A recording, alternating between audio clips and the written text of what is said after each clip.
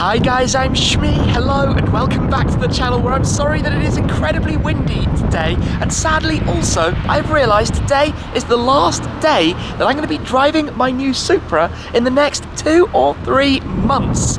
Yeah, I'm heading back to the US and I'm not going to be back here in Germany where the car is currently for quite a long time. So I figured the best way to do this was to take it for a proper Autobahn blast now that we have a day where it is actually dry. The car is officially limited at 250 kilometers per hour, which would be 155 miles per hour, but let's find out if that is actually the case with a proper run with the car run in to stretch the legs down the derestricted German Autobahns. There have already been plenty of discussions about how much power these cars, the new 5th generation A90 Supra, are making from stock, and that of course is down to the engine. The shared B58 from BMW, the engine that you find in the likes of the Z4 M40i, also the M240i, but a 3-litre twin-scroll turbo inline 6 that officially, for this car, makes 340 horsepower and 500 Newton meters of torque. Now Toyota basically did a few of their own developments to the engine, reinforced it a little bit because they knew that a lot of people were going to be tuning these up big time, and I think you'll probably have seen the plans from the likes of Stradman and Vehicle Virgins, but this car, I would bet unofficially, is way more than 340 horsepower. I would swear it is nearer 400, perhaps 370, 380, that kind of thing, but they knew people were going to go for 1,000 horsepower plus out of these, and I think it's only a case of time until we actually see that. Now all of that power does go to the rear axle. It is through an 8-speed ZF automatic gearbox, and like I said, the top speed officially is governed with an electronic limiter at 250 kilometers per hour, 155 miles per hour, as is pretty much the industry norm, whether it's a BMW, an Audi, a Mercedes, and without the optional drivers packages. But in this case, 250 is that top number. You can remove it, and maybe I'll look to doing that in the future. Maybe I should actually dyno it at some point in the future, but given I'm not going to be driving the car for a while, we won't be seeing any tuning to this one, at least in the next couple of months. So let's jump on board, get this started up, because of course, as I showed the other day, it is now run-in. It is done over the 2,000 kilometers that are required, and some people definitely went full-on YOLO with their running-in processes. For me, it was about following the book, ensuring the longevity of the engine. I'm not going to be changing it. I'm going to be keeping this in, not doing a 2JZ swap or something like that. Oh, we've got a lot of wind right now. Let's just get the door closed. But we have 2,527 kilometers on the clock. The car's done a few Nurburgring laps already. Just unfortunately, as you might have seen, the last one was in the wet. Today, though, it is at least dry out there. But the thing I should mention, going to the Autobahn, this always has to be taken incredibly seriously, especially going at high speeds. You can't do it where it's not safe to do so, of course. You need an open, empty stretch. You need to rely on other traffic and be very aware of what they're doing. You need to prep and maintain your car properly. You need to make sure you've got tyres in good shape and pumped up as well for the purpose. So it's something to take very seriously, and we can only do this if there is an open stretch in front at which to accelerate through. But what I'm definitely sure of is that this car can pick up speed much, much quicker than you would think. So let's take it out then to the Autobahn, go and have a little stretch and see what it can do. I've got a full tank then of 102 RON fuel. The car is currently in drive, normal automatic. We'll go into sport and manual very shortly. You might notice I've got a digital speedometer open though, and the reason for that is that by law, all cars cannot risk under-reading your speed. So the speed that you see on a dashboard is actually always slightly over what you're actually doing. You'll notice a small discrepancy, and that is totally normal because of the way the law is, but I guess we've got to get the real speed here. So we've got to use a GPS so we get that number precisely. We've just got a small stretch here to get up towards the Autobahn, so I will go into sport mode. I've got the sport displays open on the main screen, which is kind of cool. You can also just see the amount of power, although that's only up to what the car knows as the maximum power. It's in kilowatts, not horsepower, so slightly different metrics. We will go manual when we pull out onto the Autobahns, but derestricted German Autobahns basically mean that you are allowed to drive quite quickly. This is legal. I'm not going to do anything today that is not legal, but obviously you have to demonstrate common sense. You cannot just go stupidly foot flat where it is not safe to do so. Anyway, let's go into manual, and this is where, as we talked a little bit actually, the sound, and you're going to hear so much more of this now, the sound inside here when you start accelerating, we're onto the slick road now, is very artificial. The more I think about it, the more of that kind of fake noise being piped into the cabin, it's bothering me. So I think we've got to get rid of that, and probably going to have to get an exhaust onto this thing at some point. But for the moment, let's hope it's not going to be too busy out here. We can build up some of the revs This is a particularly famous stretch of the Autobahn actually as well. This is where back in the 1930s, Mercedes set a record of about 430 kilometers per hour. Back then. It is crazy. It took until 2 years ago, 79 years later, until Koenigsegg with the Agera RS went quicker. And of course there's been a whole host of debate about what is the fastest car now, because the fastest street car was the US Ford GT going over 300 mile an hour. The fastest manufacturer's car is the new Chiron Super Sport 300 Plus, which went up to 304, nearly 305 miles per hour. But the fastest production car to set a top speed in both directions with the Guinness Book of Records is the Koenigsegg Agera RS. And while I've been talking, we're already up and casually chilling at 200 kilometers an hour. It's 124 miles per hour. And this car does it very, very subtly. To be completely honest, if you weren't in sport mode, it would be pretty quiet in here. Yeah, okay, there's some wind buffeting because of the speed we're going. Oh, we've got a pretty empty stretch in front of us. So down to 5th gear, up to the red line. The numbers are building then. 210, 220. We're going to slow down as we come to some cars. Yeah, there we go. Car pulling out in front. You've always just got to keep your wits about you.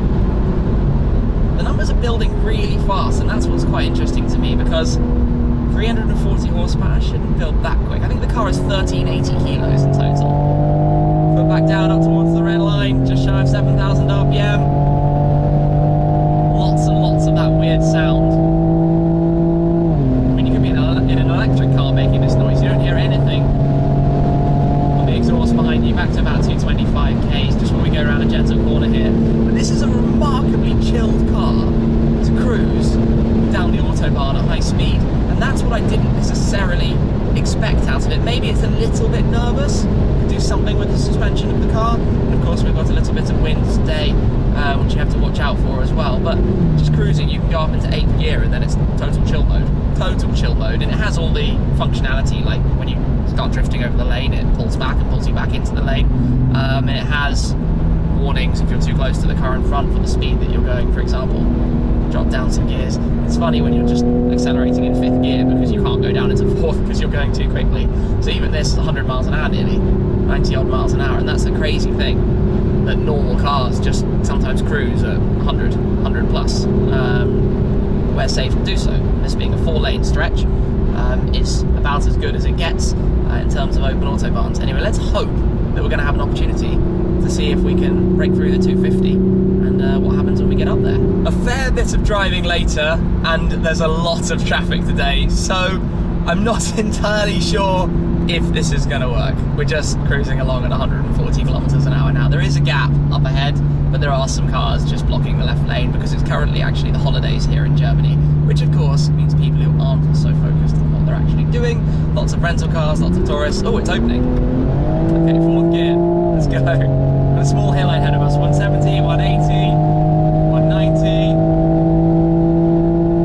over 200. Got some cars ahead though, so 225s or so again. It's easy to get to 225 though, which is, I suppose, one of the remarkable things, because this is a fairly small car, and that's a very fast speed. Straight back on the power.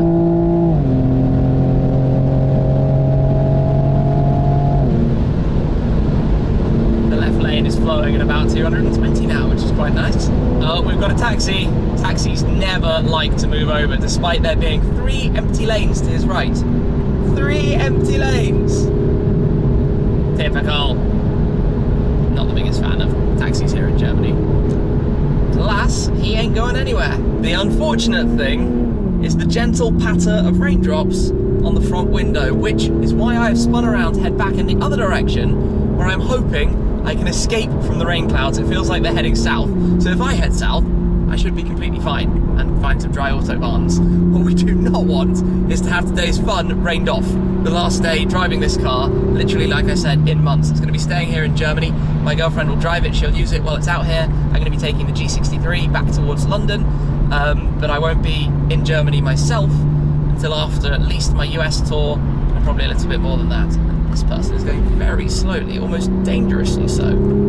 That's quite bizarre. Looks a little bit distracted. Anyway, she should probably move over a few lanes. Anyway, what was I saying? G63 back to London. For now, let's head south. Hopefully avoid this rain.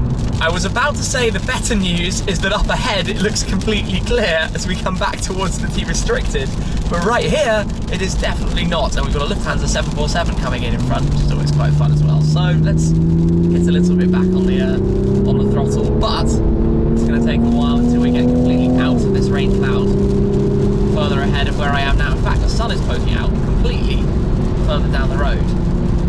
It's just my luck, but I wanted to go out and have some fun. It's busy, it's a little bit gloomy, and sadly that might be it for this part of my year in Germany. This is at least proving successful. We are out of the rain, we're not out of the busyness though. We do have a Mercedes estate in front. Oh, there we go, it's pulled in into fifth gear, nice empty stretch. Through the 180s, through the 190s, 200.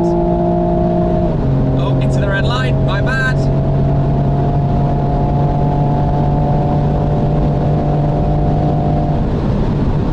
Around 237 or so there, and again, you can see how much it's pulling. So if I do get 250, if the limiter is hard at 250, it's going to be a very, very hard limiter, i.e. you're going to drive straight into it, where the electronic limiter is basically just going to stop the car. And it's really fascinating to experience what that's like in cars. Of course, a natural top speed, to get that last one or two takes a long time, a lot longer than some of the earlier numbers. It just comes almost to that very gentle, gradual top end.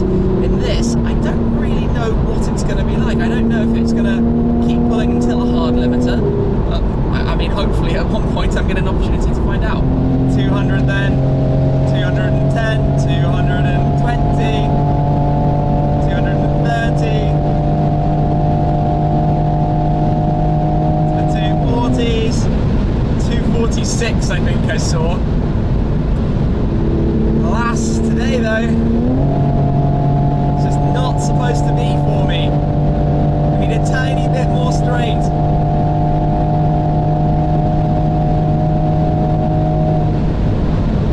Over 250 actually there on the dash, but not on the GPS. Alrighty, away we go. I've got an M4 behind me actually, who probably wants to go past, and I will let him pass in just a second. But we have a completely clear stretch up ahead. Let's see then.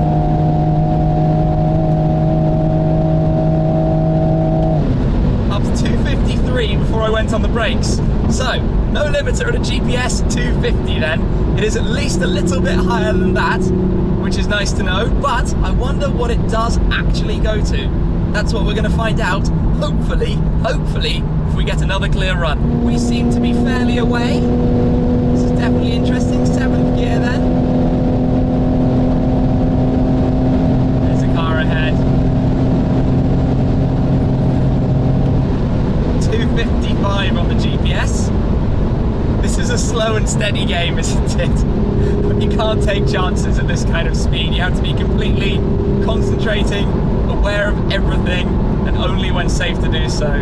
Well, it wasn't to be, so back in the other direction we're going to go then, towards the rain, I guess, which is not going to be much fun. And amusingly, I am actually going around to do this rotation at Hockenheim. Of course, the Hockenheim racetrack, Formula 1 track here in Germany. Probably that and the Nurburgring are the two most famous tracks in the country. So we will head back towards Frankfurt. Literally, the way these junctions work is quite fun. You can kind of do a loop and then head straight back in the other direction. We'll get a little bit more of a run before I think we arrive back into what is probably going to be a torrential downpour by the time I get home. At least it will clean some of the bugs off the car. That's always a nice upshot. Ooh, those crackles were good. Not sure how much of that you can hear on the camera, but the exhaust is definitely livening up from all of this driving. Again, no, too much inside, just too much of the sound is inside the car. Anyway, Autobahn time. Let's see. This might be my last chance before the rain gets here.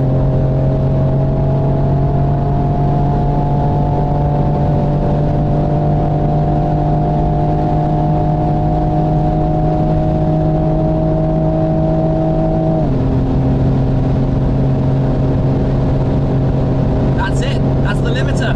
263 on the dash, 259. That is the limiter. We are pinned, and I'm going going to get on the brakes because we've got a lot of cars ahead, but we have found it. We've got there.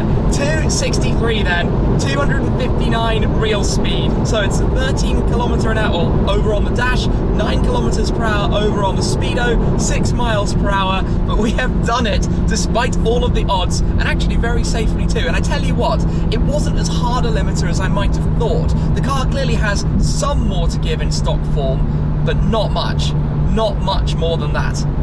That's really interesting. So that's the answer. I actually thought that wasn't going to happen today. I honestly thought that was not going to happen. Well, we got the stretch, we got a clear run. It was very safely to be able to discover where the limiter is on the Supra. And it definitely feels like it's going to be wet ahead. So I'm trying to look at, do you know what? I thought it would be a little bit quicker than that. I thought it would be run into the limiter faster. So you can assume if the limiter was removed, maybe you'd get another 10 out of it. And I don't know about the wind. Remember, it is a bit of a windy day, so that will make a difference. 10 kilometers an hour of headwind or tailwind will change the numbers quite dramatically. Could be a 20k difference. So I have a feeling I might be more into the wind now than before. But in any case, it's interesting to see, interesting to know, interesting to have an idea of what the Toyota GR Supra can do. And now all I'm going to need is a dry day when the Nurburgring is open to be able to head up there and see what this car is like in anger out on the Nordschleife. We are going to need another tank of fuel though quite soon, because I've gone through that rather quickly. 102 RON, pretty much the best you can buy, I think, just off a normal pump here in Europe. 102 RON. Obviously, if you translated that over to the US in octane, it's a different scale, it's a different number, but would be something like, is that 99, maybe, that kind of thing. Maybe it's 98. I need to work that out later. But yeah, it handled comfortably. It was pretty composed at that kind of speed. And I suppose now we can go auto, sport mode off, normal, balanced setting as it calls it, and just have a leisurely, chilled drive onwards to actually get some lunch, because it's vastly past lunchtime and I need something to eat. The kind of amusing thing is that since that last clip, I don't think I've been over about 150 kilometers per hour, because there is just far too much traffic up ahead, loads of buses and things. I put the nav on, running on Waze, which lots of you still ask me about. I use Waze, W-A-Z-E, for many reasons over internal car navs, because it knows everything. It knows all the traffic, it knows the best routes, it knows every single location of other users, which can basically help you an awful lot. And I recommend everybody to use Waze, particularly in cars that have Apple CarPlay or Android Auto, because it's just super easy. It's the best for navigation. There is no question to that. Another thing that I mentioned, by the way, in an earlier video that I'd done with this car, was about the inability to mute the audio from the steering wheel, and how you have to reach across to the kind of fiddly button over on the other side. And lots of people were like, no, you press between the plus and minus, or you press both at the same time. But the plus and minus on the steering wheel is actually, just following my nav, is actually a rocker switch, so you can't press it in the middle or at the same time. You can only press in at the top or the bottom. Anyway, there isn't really an easy solution to that at all. I have set my nav to the nearest McDonald's, which is very unhealthy of me, but I fancy a quick lunch and then continue my drive onwards after the journey so far. Let me just mute that quickly, because I'm getting a little bit annoying. But yeah, cruising in drive, it's quiet, makes a huge difference, because you just don't get that sound out of the speaker when you're in automatic or normal mode, and it's just quiet, chilled car.